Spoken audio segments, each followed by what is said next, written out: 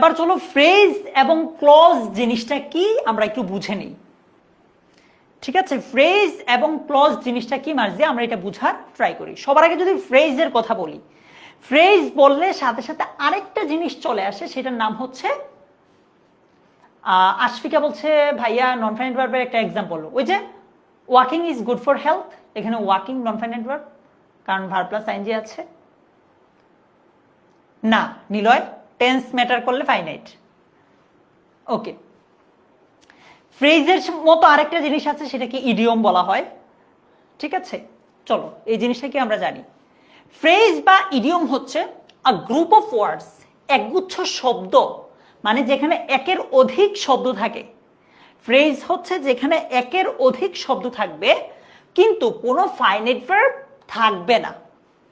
There is no finite verb, কোনো finite verb ফ্রেজে থাকবে না। and expresses meaning like a single word, এটা একটা একক বাক্যের মতো অর্থ প্রদান করবে, একটা শব্দ একটা শব্দের মতো অর্থ প্রদান করবে, সিঙ্গেল একটা শব্দের মতো। আচ্ছা, আমরা যদি দেখি ফ্রেজ হচ্ছে এমন একটা শব্দের সমষ্টি, মানে হচ্ছে একের বেশি শব্দ থাকবে যেখানে কোনো ফাইনাইট ভার্ব থাকবে না। ফাইনাইট ভার্ব কি একটু আগে এজন্য পড়াইছি আমি তোমাকে, বুঝছো এবার? ফাইনাইট ভার্ব হচ্ছে যেই ভার্বটা রূপ পরিবর্তন করতে পারে, টু প্লাস ভার্ব যুক্ত না, ভার্ব প্লাস আইএনজি যুক্ত না, একদম ভার্বের রূপ পরিবর্তন করে, যে জিনিসগুলো দেখাইলাম। আচ্ছা, এবং একটা অর্থ প্রকাশ করবে। মোটা দাগে ফ্রেজকে তুমি তিনটা জিনিস দিয়ে মনে রাখতে পারো, যে এখানে একের অধিক শব্দ থাকবে, ওয়ান প্লাস ওয়ার্ড থাকবে, কোনো ফাইনাইট ভার্ব থাকবে না, একটা অর্থ প্রদান করবে। ফ্রেজে একের অধিক শব্দ থাকবে রায়হান, তারপর আমার সাথে বলো সবাই বা পড়ো, বুঝো। ফ্রেজে একের অধিক শব্দ থাকবে, দুইটা, তিনটা, চারটা, এরকম। কোনো ভার্ব থাকবে না, মানে ফাইনাইট ভার্ব থাকবে না, তারপর একটা অর্থ প্রদান করবে। ঠিক আছে? ইয়েস আরুষা, নন ফাইনাইট, এই তো ধরতে পারছো। যেমন দেখো, শি সেড। আচ্ছা, আমাকে আগে এটা বলো, সেট শব্দটা এখানে ভার্বটা কোন প্রকারের পার্টস অফ ভার্ব তো এটা বলেই দিলাম, ফাইনাইট নাকি নন ফাইনাইট? এখানে সেট কি ফাইনাইট নাকি নন ফাইনাইট?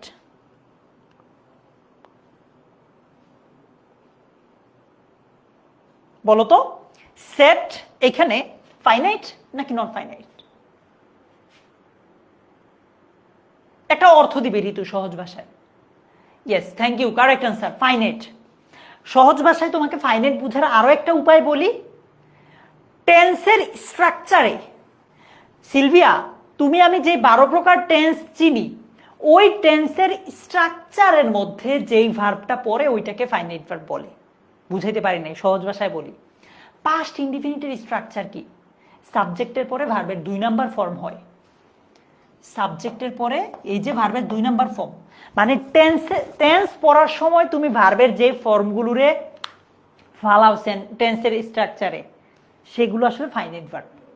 আচ্ছা, তো আমি যে প্রশ্নে ছিলাম যে আমরা ফ্রেজ বুঝতেছিলাম, এই বাক্যে দেখো অন দ্য টেবিল মানে হচ্ছে টেবিলের উপরে, একটা অর্থ দিতেছে।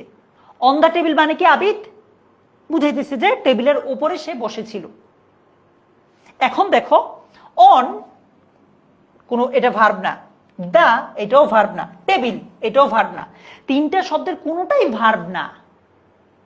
তিনটা শব্দের কোনোটাই কি কোনো ভার্ব না, কিন্তু একটা অর্থ দিতেছে। তন্নি, অর্থটা কি? যে টেবিলের উপরে। তা আমি বলেছিলাম তোমাদেরকে যে একের অধিক শব্দ থাকবে, এখানে তিনটা শব্দ আছে, বলছি কোনো ফাইনাইট ভার্ব থাকবে না, এখানে কোনো ফাইনাইট ভার্ব নাই, কোনো একটা অর্থ দিবে যে অন দ্য টেবিল, টেবিলের উপরে। তাইলে কি এটা ফ্রেজের মধ্যে পড়ে কিনা আমার একটু বলো তো। আপন, হৈমন্তী, সাবা, সোহা, রাফা, তুমি কি তিনজন না একজন? বলো তো, এটা কি এখন ফ্রেজে পড়েছে কিনা? Yes, correct. কারণ এখানে একের অধিক শব্দ আছে, কোনো ফাইনাইট ভার্ব নাই, তারপর কোনো একটা সিঙ্গেল অর্থ দিতেছে, মানে একটা অর্থবোধক। Yes, thank you, correct answer. So এটা একটা ফ্রেজ। বলো তো এই বাক্যটাতে ফ্রেজ কোনটা?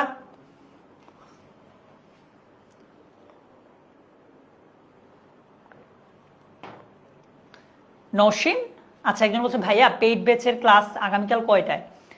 ক্লাস নর্মালি 7টায় হবে। সহজ ভাবে তোমার বইলা দেই, তোমার যে ফেসবুক গ্রুপটা আছে না প্রাইভেট পেইড ব্যাচের, ওই গ্রুপের কভার ফটোতে দেখবা যে তোমাদের রুটিনটা শেয়ার করা আছে। হাবিব থ্যাংক ইউ ভাইয়া। In the field prepositional phrase নাকি, মানে একটা phrase. Okay, it's raining cats and dogs, এটা অবশ্যই ইডিয়মস। আচ্ছা, ইডিয়ম আর ফ্রেজের মধ্যে আবার একটু পার্থক্য আছে।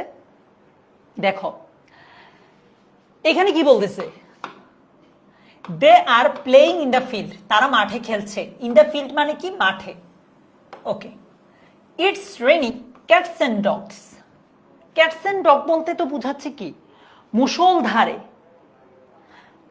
ফ্রেজ আর ইডিয়ম একই রকমের, পার্থক্যটা হচ্ছে ফ্রেজ সোজা আনসার দিবে, সোজা সাপটা আনসার দিবে, ইডিয়ম একটু তেরা বেঁকা আনসার দিবে। ক্যাটস এন্ড ডগ বলতে তুমি আমি ছোটবেলা থেকে পড়ে আসছি কুত্তা এবং বিলাই, কিন্তু এইখানে ক্যাটস এন্ড ডগস বলতে বুঝাই দিচ্ছে মুষলধারে। দেখো একাধিক শব্দ আছে, একটা অর্থও দিচ্ছে, বাট একটু তেরা বাঁকা আনসার দিচ্ছে। তেরা বাঁকা আনসার দিলে নিতু আমরা এটাকে কি বলবো ভাই? ইডিয়মস। কি বলবো? ইডিয়মস। ফ্রেজ আর ইডিয়মস একদম সবকিছু সেম, পার্থক্য এই জায়গায় যে ফ্রেজ সোজা সাপটা আনসার দিবে, ইডিয়মস একটু ঘাড়তেরা উল্টাপাল্টা আনসার দিবে। হ্যাঁ হৈমন্তী। আচ্ছা, তারপর we are in the room phrase, Rana swims by fits and starts. আচ্ছা, সেম, এটাও ইডিয়মস, ওইরকম পড়ে কেমন? আচ্ছা, ইডিয়মগুলো আসলে পড়তে হবে, মুখস্থ করতে হবে। এই যে আমি তো এখানে ক্যাটস এন্ড ডগস মানে কেন মুষলধারে হইলো এটা আমি বুঝাইতে পারতেছি না তোমারে, এগুলো একটু মেমোরাইজ করে ফেললেই হবে। সো ফ্রেজ ব্যাপারটা আশা করি বুঝাইতে পারছি। এবার চলো ফ্রেজ যদি আমরা বুঝে যাই, ক্লজ জিনিসটা কি সেটা একটু বুঝার ট্রাই করি, ঠিক আছে? A clause is a group of words, মানে আরো সহজ ভাষায় বললে ফ্রেজ যেমন একাধিক শব্দের সমন্বয়ে গঠিত। একজন বলতেছে কোনটা কোন ফ্রেজ সেটা বলেন। আরে এজন্যই মানে ভাই আজকের ক্লাসটা বেসিক, কোনটা কোন ফ্রেজ এগুলোর উপর 2টা ক্লাস হবে, ঠিক আছে? ফ্রি ক্লাসে তো এত কিছু চাইলে পসিবল না দেওয়া 2 ঘন্টার একটা ক্লাসে। আচ্ছা, ক্লজ হচ্ছে আ গ্রুপ অফ ওয়ার্ডস, ফ্রেজের মতো। ফ্রেজেও একাধিক শব্দ থাকে, ক্লজেও একাধিক শব্দ থাকে। আচ্ছা, having at least one subject and finite verb. Phrase এবং ক্লজের মধ্যে পার্থক্যটা এইখানে, ফ্রেজে কোনো সাবজেক্ট বা ভার্ব থাকে না, ক্লজে একটা সাবজেক্ট থাকে, একটা ফাইনাইট ভার্ব থাকে। ফাইনাইট ভার্ব জিনিসটা আমি তোমাদেরকে এতক্ষণে বুঝাই ফেলছি, বুঝছো এবার ফাইনাইট ভার্ব কেন লাগে? ঠিক আছে, আচ্ছা। সো ক্লজে একটা সাবজেক্ট একটা ফাইনাইট ভার্ব থাকবে, ফ্রেজে কোনো সাবজেক্ট ফাইনাইট ভার্ব থাকবে না, ঠিক আছে? ওকে, and it is used as a part of a sentence, একটা বাক্যের অংশ হিসেবে ফ্রেজ বসতে পারে। ওকে, বসে। তাহলে ক্লজের কথা বলতেছি।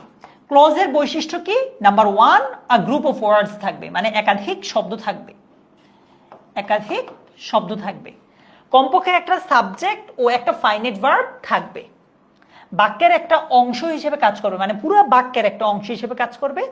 একটা ক্লজ মার্কার দিয়ে ক্লজটা শুরু হবে। এখন প্রশ্ন আসতে পারে ক্লজ মার্কার কি, একটু পরে বুঝাবো। আচ্ছা, একটু দেখো এই বাক্যটার দিকে খেয়াল করো।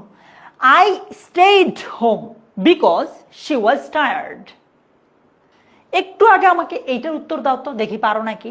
এখানে কয়টা ক্লজ আছে দেখি, খুঁজে বের করতে পারো কিনা। ক্লজ কয়টা আছে? একটা বাক্যে ক্লজ অনেকগুলা হইতে পারে, এটা মাথায় রাখো। 2টা 3টা অনেকগুলাই হইতে পারে। সো বলো তো এই বাক্যে ক্লজ কয়টা আছে? না না রায়হান, ওইটা ডিফারেন্ট। এ আর বি অলমোস্ট সেম, সি আবার ডিফারেন্ট। হয়তো প্রথম ক্লাসটা কাছাকাছি যাবে, বাট এটার মতো হবে না।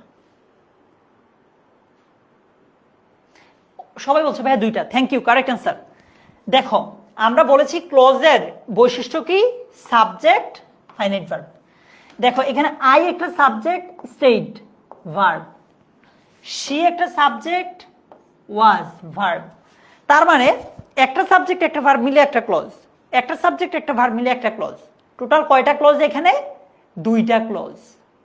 টোটাল কয়টা ক্লজ সুরাইয়া, আয়মান আব্দুল্লাহ, দুইটা ক্লজ পাইলাম। এই পুরোটা হচ্ছে একটা বাক্য, একটা বাক্যের অংশ হিসেবে এখানে একটা ক্লজ বসছে, এখানে আরেকটা ক্লজ বসছে। তাহলে আমরা কি একটা সিদ্ধান্তে পৌঁছাইতে পারি কিনা একটু দেখো তো। ফ্রেজ বলো অথবা ক্লজ বলো, এই দুইটা বাক্যেরই অংশ, মানে সেন্টেন্সের অংশ হিসেবে ফ্রেজ এবং ক্লজ বসে। বুঝাইতে পারলাম? পুরাটা হচ্ছে একটা বাক্য, বাক্যের এইখানে একটা অংশ, এখানে একটা অংশ, এই অংশটা হচ্ছে একটা ক্লজ, এই অংশটা হচ্ছে আরেকটা ক্লজ। হ্যাঁ ঋতু, ক্লজ মার্কার কি একটু পরে বুঝাবো আমি। আসাদুজ্জামান আসাদ বলছে ভাইয়া আপনার কথাগুলো সাবটাইটেল বা লেখা আকারে উঠতেছে। তুমি তোমার ফোনেই ভিডিওটাতে ক্লিক করো, সেটিং নামে একটা বাটন পাবা, ওইখানে ক্লিক করলে সাবটাইটেল বন্ধ করার অপশন পাবা। আচ্ছা, সো সেন্টেন্স হচ্ছে একটা বড় জিনিস, ওইটার অংশ হইতে পারে হচ্ছে ফ্রেজ অথবা ক্লজ বা দুইটাই।